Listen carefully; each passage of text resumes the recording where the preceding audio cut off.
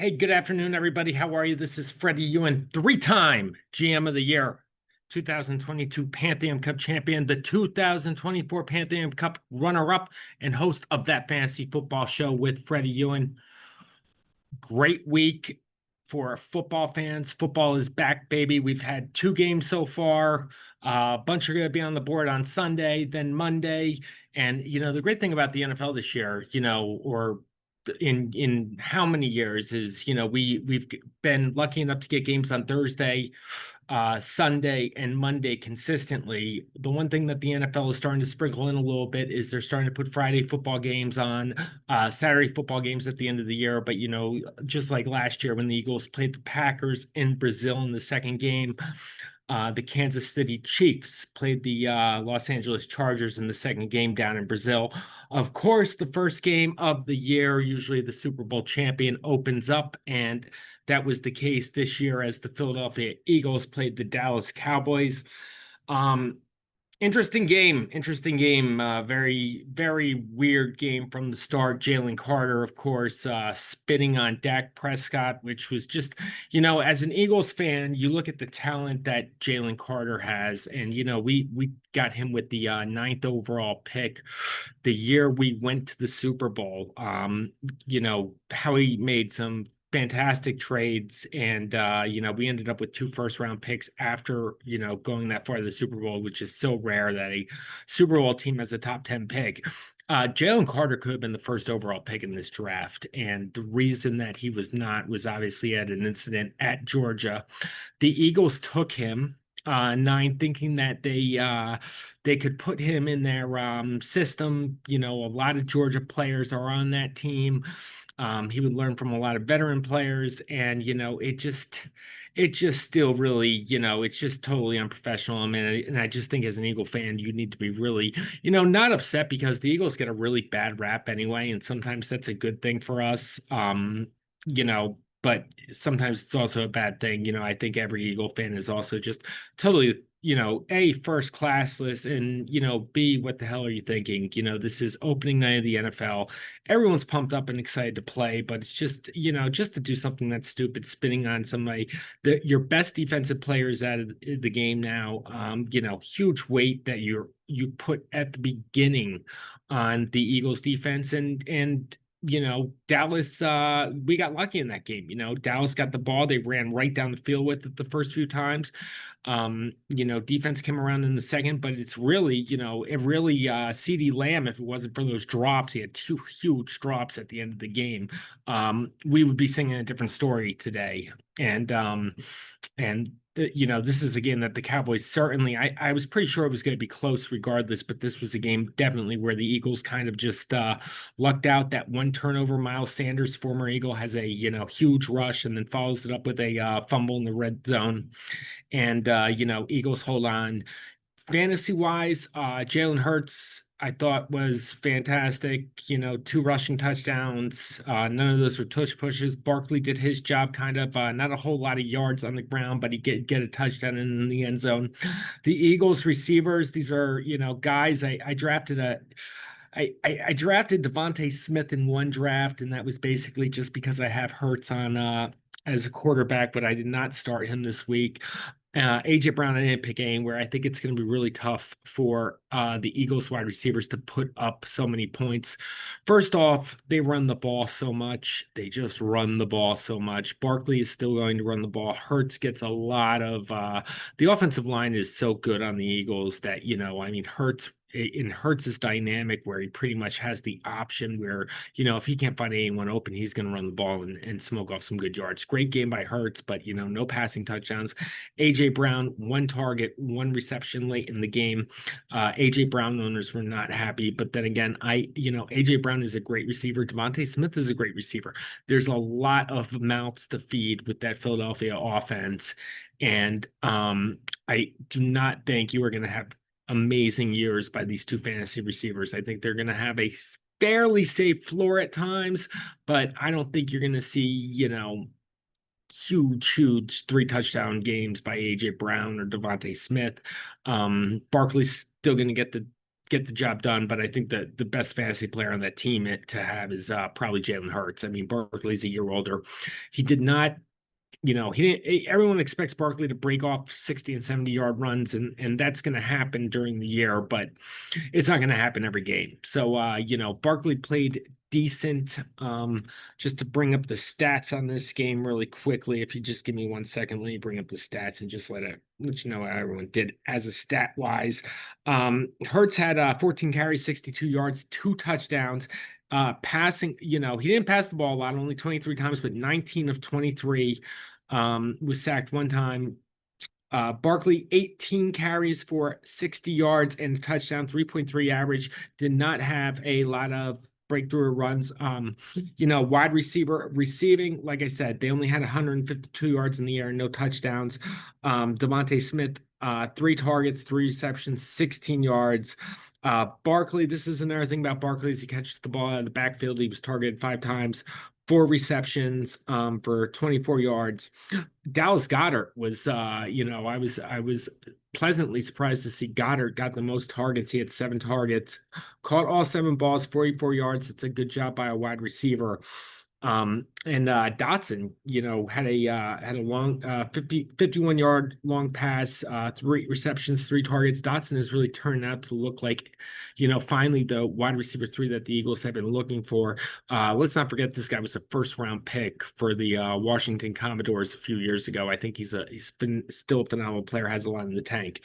Let's go over to the Dallas Cowboys side. This was, interesting game. Javonte Williams, I drafted this guy in a couple leagues. In one league, I have all these receivers and have like no running backs and started Javonte Williams. Pleasantly surprised, 15 carries, 54 yards, 2 touchdowns. Really, those 2 touchdowns were the ones that got over the hump. That's not going to happen week to week. The jury's still out on whether Williams is going to be the main guy, but he did, there were 22 carries, 21 carries by handoffs, and Javonte Williams got 15 of the carries. Blue is out. Miles Sanders came in, broke a huge 149 yards, but I think they're still going to give Williams a chance to get the job done. Dak Prescott, I thought, played a great game. His numbers do not look like that fantasy-wise. He was 21 for 34. A couple of these plays, I know in the first quarter there was that, big bomb to Lamb where he went out on the 1-yard line and Williams took it in. So he could have had a couple touchdown passes.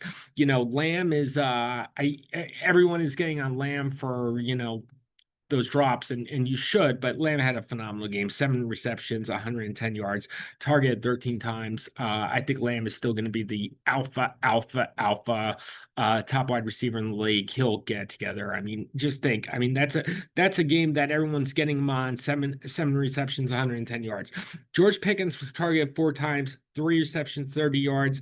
That is something to be concerned if you're a George Pickens owner. I don't think he is really startable just yet, maybe in 3 wide receiver leagues, but you really got to see how Pickens really fits into the offense. But this is going to be Lamb's team. Lamb got 13 targets, Pickens got 4 targets. Pickens is going to break some every now and then. One guy, light flyer, but Kevontae Turbin, this guy has a lot of speed. He does the punt returns. He had 2 receptions. He also ran the ball twice, so I think that Dallas is going to use them kind of as a rusher and a receiver, a Deebo Samuel type player. But interesting. Don't think there's anything to worry about too much fantasy wise on these two. The one concern obviously is the Eagles receivers.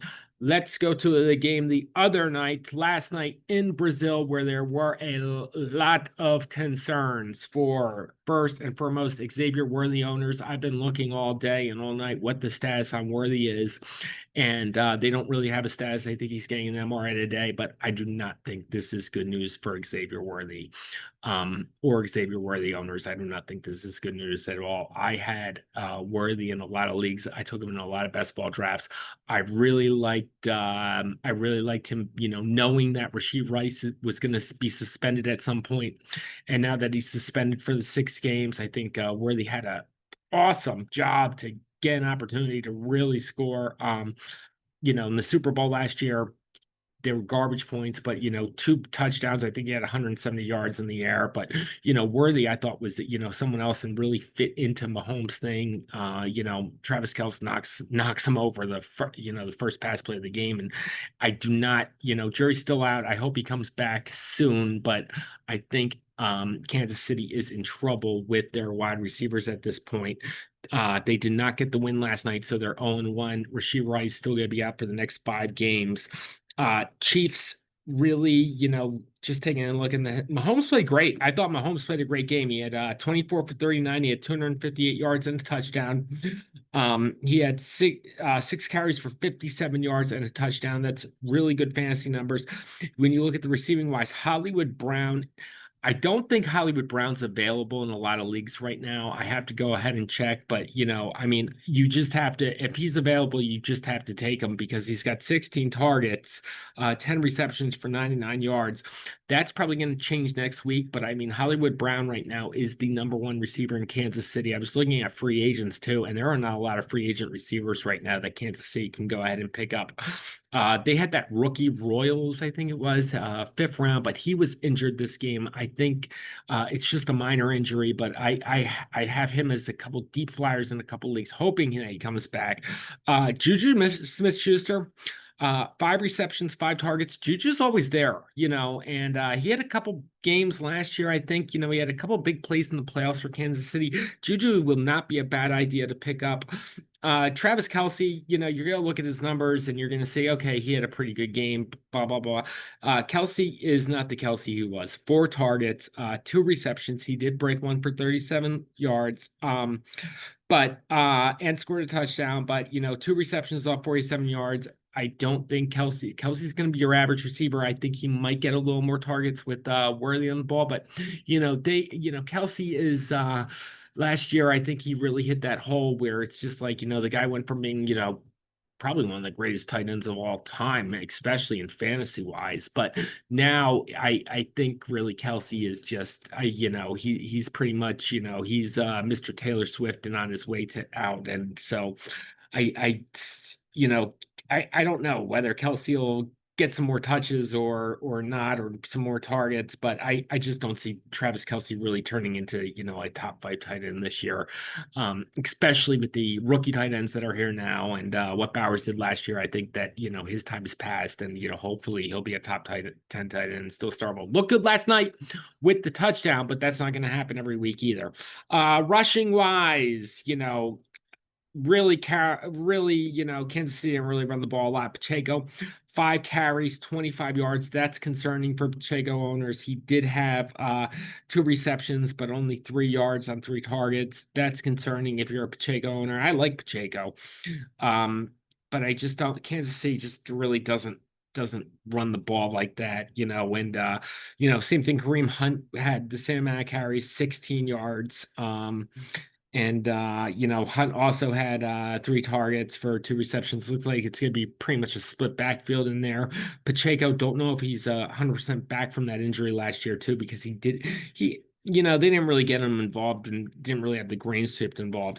On the other side, very interesting about the squad on the other side. First of all, Justin Herbert, I know he's not started a whole lot in 12-team leagues, but people might want to be looking at starting him. 25 for 34, 318 yards, 3 touchdowns. Quentin Johnson, obviously, great game from Quentin Johnson. He had 7 targets, 579 yards, 2 touchdowns. I know he's got to be available in a lot of leagues, and keep an eye on him. McConkey, I think McConkey, he didn't have a touchdown last night, but he was targeted nine times, 6 receptions, 74 yards. Big mistake on my fault here. Big mistake on my fault here. Keenan Allen, he was I guess he was decent on the Bears last year, but he was such a good fantasy football player when he was on the Chargers, and looking for a team to sign with, and him going to the Chargers is probably the best situation he could have had. He's used to playing there. And just a phenomenal game. Keenan Allen was targeted more than Ladd McConkey or Clan Johnson was.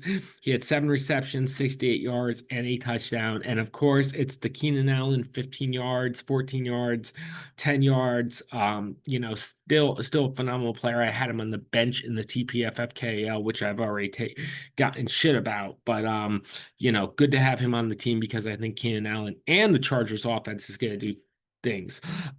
In the rushing side, I know everyone is looking at Omarion Hampton. He was a first round pick. He was the second running back taken. He was probably could be anywhere from a third round to a late fourth round pick in lots of drafts right now. Hampton had 15 carries for 48 yards, and he did have 2 targets, 2 receptions for 13 yards.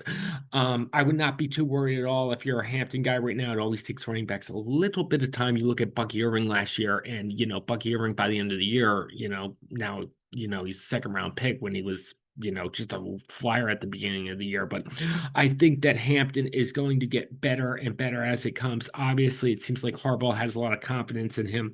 Najee Harris was coming back from an injury, but he was active. He only had 1 carry for 5 yards. He did have 1 target for 5 yards, but I think that Hampton is going to get, everyone was a little bit worried, like Najee's back. Are they going to share this? Harbaugh likes to share this backfield.